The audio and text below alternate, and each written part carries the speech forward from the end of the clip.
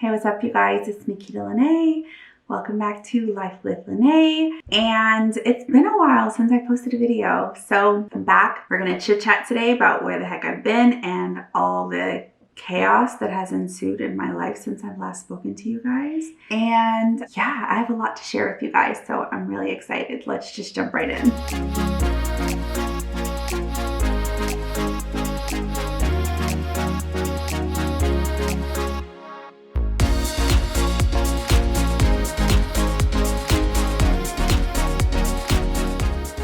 So I have so much to catch you guys up on. There's been so much that's been going on in my life lately. I figured I would do this video first before I start sharing my other videos that I have been meaning to record. I had a whole long list of videos and content. I have just been so freaking busy that I have not even had time to record. So here I am. I'm gonna catch you guys up, starting with the elephant in the room, which is the room that I'm in. Like, my whole setup is completely different. We just moved into our new place, our new apartment 2 weeks ago. Literally 2 weeks ago today, we moved into our new place, and I have an entire video that I actually already recorded and haven't edited yet, telling you guys about the flood that happened in our previous apartment, me having to hire a lawyer, yada yada. It's a whole long story. That's a whole nother video.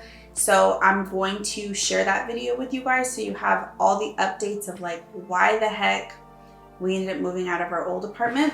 But anyways, it's been a whole battle, a whole saga that started way back on New Year's Eve. New Year's Eve, my apartment flooded. I mean, half of my apartment freaking flooded. It started in my bathroom, the entire master bedroom, all the way out into the living room and the entry of the apartment completely flooded. And I've been in a back and forth, like, I don't want to call it a legal battle because it never got to court, but I felt like it was going to end up going to court if I didn't like hire a lawyer to have my back. So I've been going back and forth with the apartment complex, and well, my lawyer's been going back and forth with the apartment complex because I stopped communicating with them. And so, yeah, so we finally got out of our lease with that horrible apartment and moved into our new place. Our new place is pretty freaking amazing so far. I absolutely love it. It is a brand new apartment complex. I don't think I've ever lived in any home that is like brand spanking new. Like, we are the first people to live in it. So that's pretty exciting. Even though it's not like our house, you know, it doesn't belong to us. It's pretty cool to live somewhere where it's brand new. You don't have to worry about all of the different nuances and issues that you can have when someone's already like lived in the apartment before you or in the home before you. So it's been a pretty good experience so far. I would say our new place is a little bit smaller as far as square footage as compared to our old place. It is still like, both of them are 3-bedroom, 2-bath, but this one, each room is just a tiny bit smaller than our previous one. So like, our living room's a little bit smaller and each bedroom is a little bit smaller. I would say the 3rd bedroom, which is always going to be the office and my studio, is about the same size. I actually really like the layout of this one compared to my old one, but it's about the same size. But my son's bedroom is a little bit smaller. Actually, I would say it's a lot of bit smaller.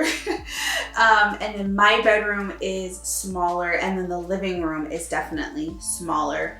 But I think the thing that makes up for it is our kitchen. Our kitchen is huge, which is one of the main reasons why I ended up getting this apartment, because it has a lot more space. My son has really been into cooking the last, like, I would say 6 to 8 months. He's really been on his like culinary arts. Like, he really enjoys cooking. And our last apartment complex, or our last apartment, just did not have like counter space, just did not have a lot of space at all. There wasn't a lot of cabinet space either when it comes to buying like some of the really cool gadgets and things that he wants to be able to use to cook. Like, we had nowhere to store all of those things. So I'm really excited about the possibilities of our new place. We have a lot more cabinet space. We have a huge island in the middle of the kitchen, so there's enough space for my son to like sit down and chop all of his like fruits and veggies and all of his things while he's cooking. And you guys, as a mom, I would say that seeing my son makes me happy. Like, period, point blank. Seeing the joy on his face when he gets the opportunity to cook in this like really big kitchen, it makes him so happy, and that makes me so happy. So it like, through everything, the whole chaos of this move, like seeing my son happy is like, it's so 110% worth it. It's worth all of the stress of moving, all of the money we paid, the movers, like everything. It's completely worth it because my son is happy. So that has brought me so much joy since we moved into our new apartment. And just to highlight some of the really cool things that he has cooked for us since we moved into our new apartment, one of my favorites, he made lobster mac and cheese, you guys. Oh my God, like I feel so spoiled. Like I literally, since I work night shift, before work, I always take like a 2-hour nap. And then I woke up and he literally had cleaned the whole kitchen and made lobster mac and cheese for us for dinner. I was just in awe. I was shook. It was so freaking good. If he's okay with it, I'll share the recipe down below and I will share some photos because it was really good. I'm so proud of him. Like he's found something that he really enjoys and it makes him happy. And so me as a supportive mom, I'm like 110%, I'm in it, whatever he needs. So that's been the joy and the highlight over the last couple of months, is just watching him grow and watching him just like really finding something that he enjoys and just spending time doing it.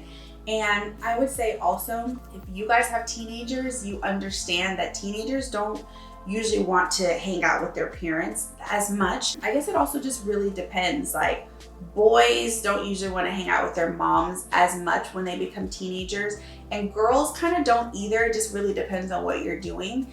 But for us, it's been something that's like continues to connect us. It gives us something, an activity to do together. He does not always want to cook with me. Sometimes he just wants to cook by himself. But when he does, I love the fact that he includes me. And he'll be like, all right, Mom, let's make salmon fried rice, or let's make, you know, whatever it is, whatever recipe he found, and he includes me in it, and we have a good time doing it together.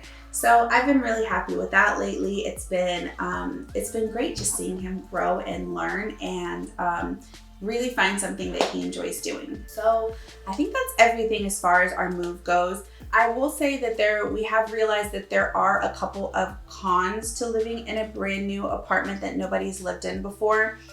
And it's just like little things like that the builders and developers just really didn't notice when they just throw new buildings together. Little things like 2 of our doors didn't close completely.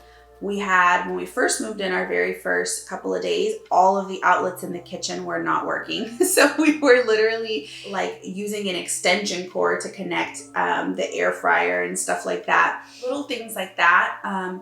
We have like a lot of spiders. Unfortunately, the area that we live in is completely like, well, I won't say completely surrounded, but the entire back side of our building, this side of the apartment building, like we're backed up by nothing but woods. And so there's a lot of spiders. So we've been like spraying like crazy to make sure that we don't get bit by spiders. For the most part, we're finding most of them already dead. So I guess the bug spray is working, but occasionally we're getting like some little teeny tiny friends in our home. But on the positive, the flip side of that, I will say, is we literally have a park right here that has a bunch of walking trails. So DJ has really been enjoying going out walking his dog a lot more because he has all of these really cool trails to walk in. So he's really been enjoying that. And literally he'll go out and walk his dog for like 45 minutes to an hour, and then he'll come back and both of them will be like sweating and like panting because they just go out and like run and walk on all of the different trails, and it's nice and safe. And so we've really been enjoying that. He allowed me to come on one of their ventures with them. out on one of the trails, and it's absolutely beautiful back there. It's nothing but just like flowers and trees, and so that's really nice. Also on the other side of our apartment complex, there's like a lake, so there's a whole trail that goes around the lake that we can run. So it's a really nice area where it's kind of like back. It's a little ways off of the highway, but it's back far enough where there's lakes and there's nature, and it's nothing but a bunch of new communities back here. So there's a lot of running trails and all sorts of cool stuff like that. So I am excited. I have some new running shoes that I'm going to be ordering, and I'm excited to start running again because there's a lot of like safe areas to run, a lot of running trails and stuff like that. Versus our last neighborhood, there wasn't as many. It was a lot more like hills. And although I enjoy running hills, it like wears me out sometimes. So yeah, I'm really excited about the area that we're living in our new apartment. And although it's been chaos getting to this point, it's taken months for us to finally be at peace in our new place. I'm happy that we're finally here. I can finally like breathe a sigh of relief. Although there's still boxes everywhere and I'm still unpacking and my house is not organized nor decorated. That's the other stressful part. I'm still really excited about our new adventure of our new place. So I guess that's it for that part of my life. Let's talk about my business and how things are going with my business. Things have really started to pick up lately, you guys. So I started doing something I saw another spa that I follow on Instagram do, and that's happy hour. And so I do vitamin wellness shots, and I do them at 50% off during happy hour. So people can just walk in during this time. It's no appointments, just walk-ins, and they can get shots like B12, vitamin D, vitamin B complex, biotin, all the things. And they're just $20, which is really good. It's a steal. The normal price is $40. But what I realized, you guys, is that it was a blessing both for me and for a lot of my clients who have found me through happy hour. So I literally set up my table, and I'm located inside of a salon suite, you guys. So that's very helpful because a lot of people are starting to find me by just walking by during happy hour, and they're just kind of like nosy, like, ooh, what's going on? I want to know what's going on. Either that, or they come in for one service, like they may come in to get their lashes done or to get their hair done. And the other people within the salon suite have been so excited about coming by to get their B12 shot or their vitamin D shot every week that they are like telling their clients about it. And they're like, oh my gosh, you have to go get a B12 shot. It's been amazing for me. And they are like walking billboards for me, telling their clients to come by. And so I've been getting a lot of people who just stop by just because they're walking through the building or they're walking in the area, or because they come in for one service and they're told about what's going on. And some people will stop by for just like a B12 shot, and they see like I have my big old 6-foot flyer out there that has all of my services on it, and they're like, ooh, I didn't know you did body sculpting, or oh, I didn't know you offered this or that, whatever service it is that sparks their attention. And so they end up doing a consultation with me, and then they end up booking another service. So this has turned out to be a major blessing lately. I've really had a lot of clients find me this way, and so it's been really good. Business has definitely been picking up a lot more. And as a new business owner, I would say one of the most stressful things is marketing and figuring out how to get clients in the door consistently. Like, that's one thing that I definitely underestimated as a new spa owner. I thought the word of mouth and my Instagram was going to be enough, and it is not. It is not enough, especially in an area like Austin. I will say that Austin is definitely kind of split.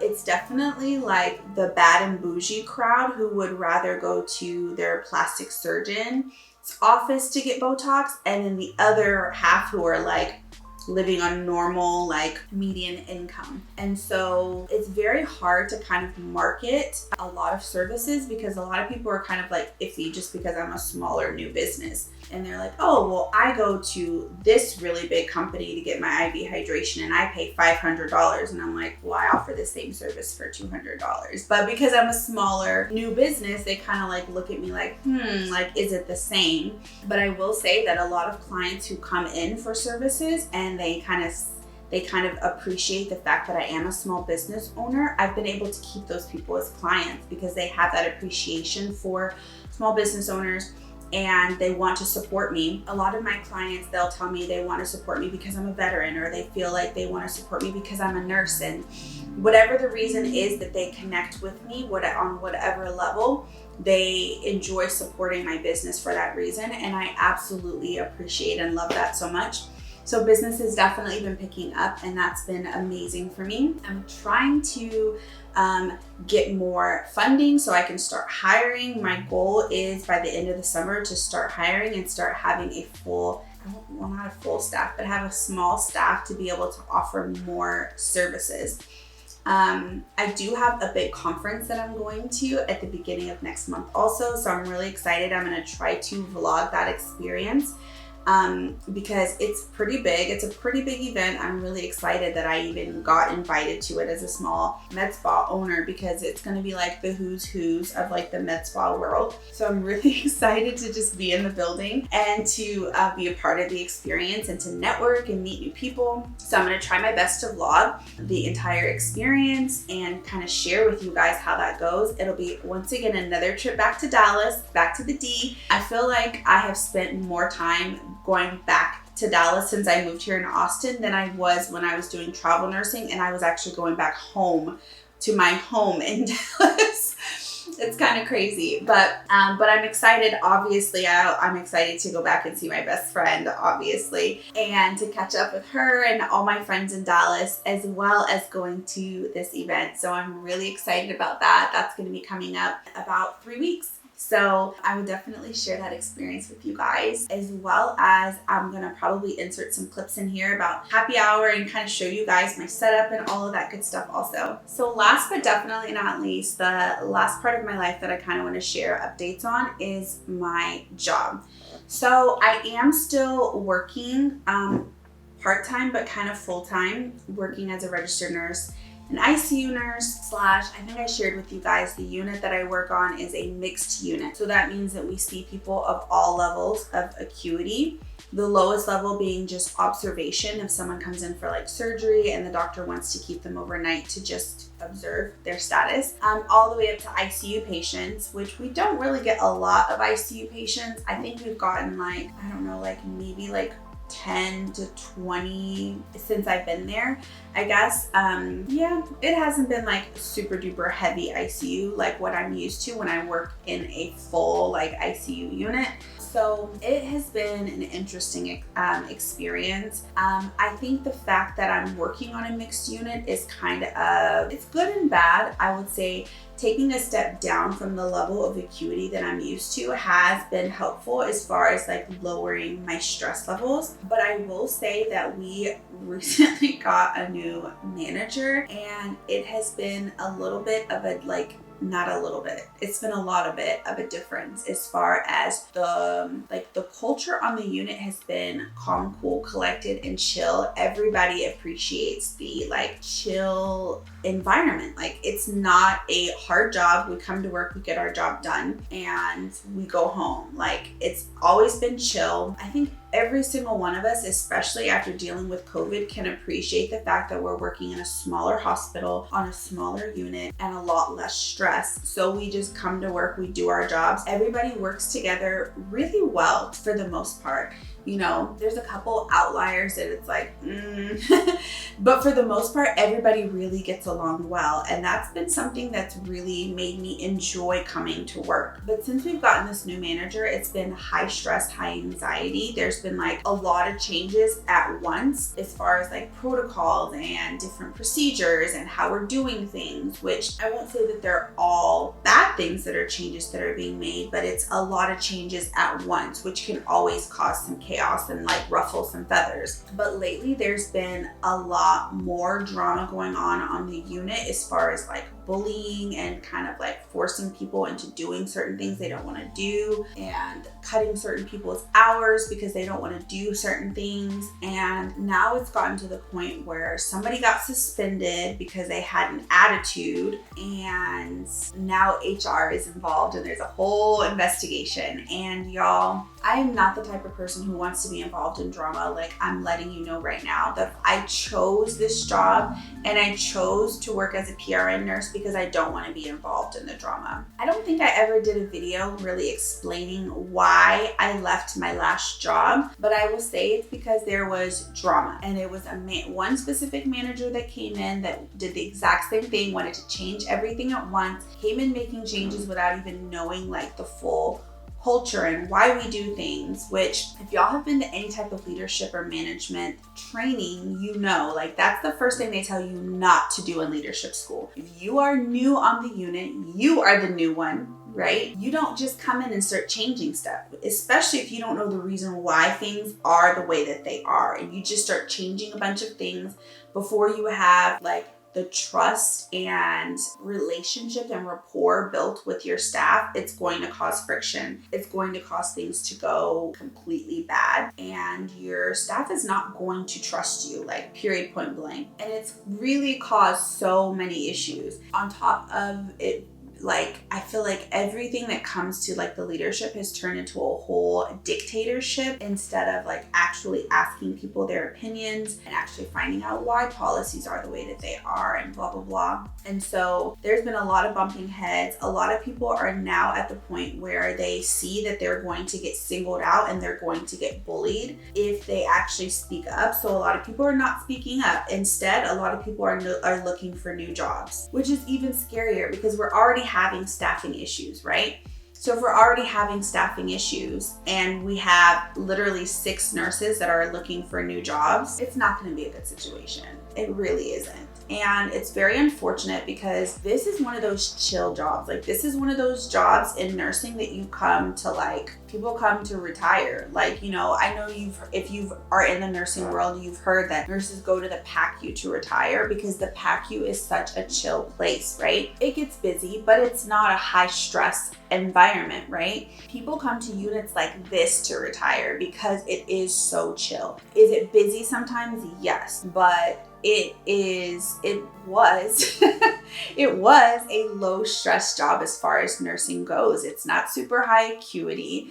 Your patients are not like super duper sick. Every once in a while we get a really sick patient and one of us ICU nurses gets to manage them, and it's like, oh, it's cool, I got an ICU patient today, whoop whoop, like a real ICU patient. Like, I think I can count on one hand how many patients I've had that were actually intubated and sedated, you know, like real ICU patients. So it's really sad to see how things can change so drastically in such a short period of time just because of one person, one personality, one person in charge making all of the decisions and making bad decisions for the whole collective. And now, you know, you have a group of people who were very like soft voice, very meek, not problematic. They don't really speak up and advocate for themselves, and they, you know, they're not going to. So instead of them speaking up for themselves, or maybe they're tired of bumping heads when they do speak up for themselves, now they're just looking for new jobs. And if you've ever been in this situation before, I think all of us have been in this situation before when it comes to nursing, where you have a new manager that just changes the whole dynamic. And if a bunch of people leave, it's going to be just the same as during COVID, where it's like the people that are left are going to be the ones who are the ones being punished, because now we're going to have to train all of these new people. And it's just going to be a whole different dynamic of trying to explain why we have so many new nurses, where all the other nurses went. Why did 6 or 7 nurses quit? And having to train all of these new nurses, and then the people being left behind, they're kind of like, why? You know, why are we still here? For me, like, I literally tried to stay out of it because I saw all of the drama that ensued at my previous job, and I didn't like it. I don't want to be a part of it. That's why I'm a part-time employee. I am PR, and I work full-time hours when I have the time to do so, but if I don't, then I don't. That's why I'm PRN.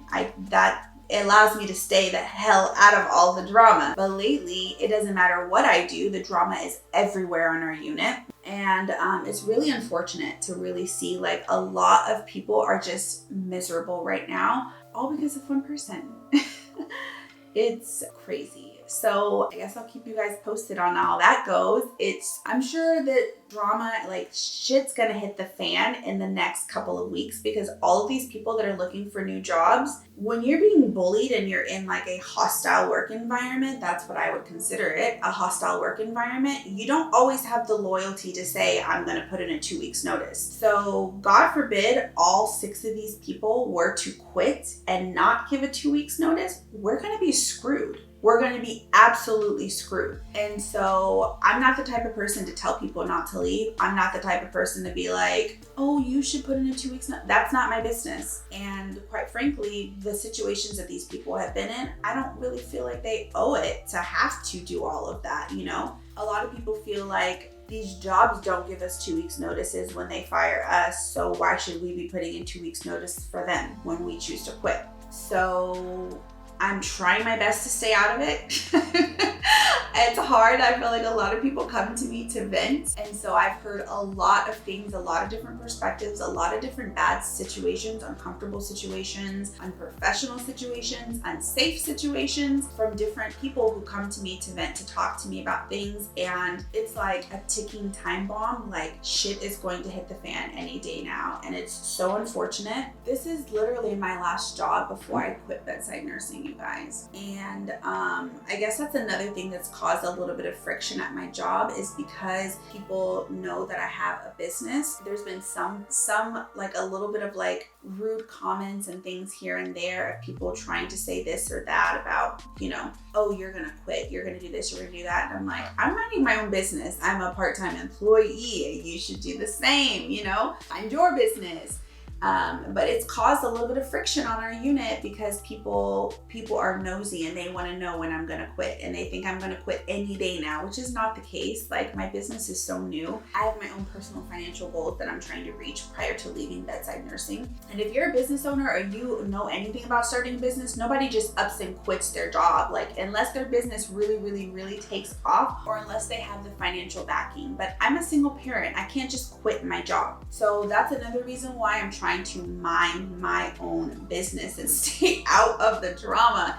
And it's not working so far because I keep being pulled into stuff that's I don't want to be involved in. Y'all, shit's about to hit the fan. That's the only way I know how to say it. So I'll keep you posted on that. And I think those are all the big updates in life. Of course, there are a couple small ones. Oh my gosh, my weight loss journey. I'm going to do a whole separate video on that, you guys. I have been on semaglutide and I am like losing weight. The weight's dropping off. I don't know if you can tell by looking at my face. My face is like a lot slimmer. I have not weighed myself this week yet, but so far I have lost 12 pounds. So I'm excited about that. More importantly, I've lost inches on my waist. And to me, that's the thing that shows the most. Of course, I've always been heavier than I look as far as like muscle mass and things like that. So I'm trying not to concentrate too much on the scale. Also because I'm doing like weight training, but I'm looking at the inches that I'm losing, and my arms are a lot smaller. Like I don't have like the jiggly, or I should say as much of the jiggly.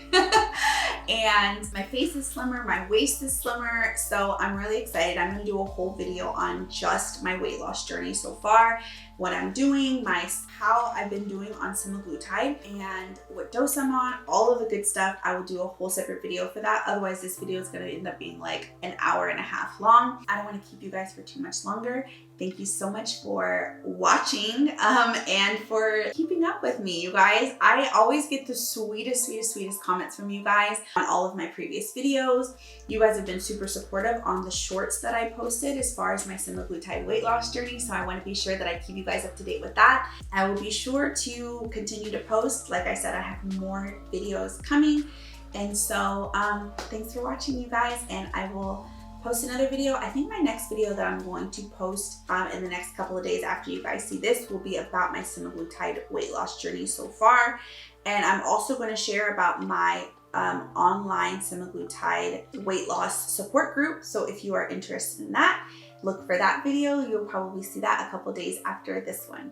And in the meantime, I love you guys so much. Thank you again for watching, and I'll talk to you guys soon.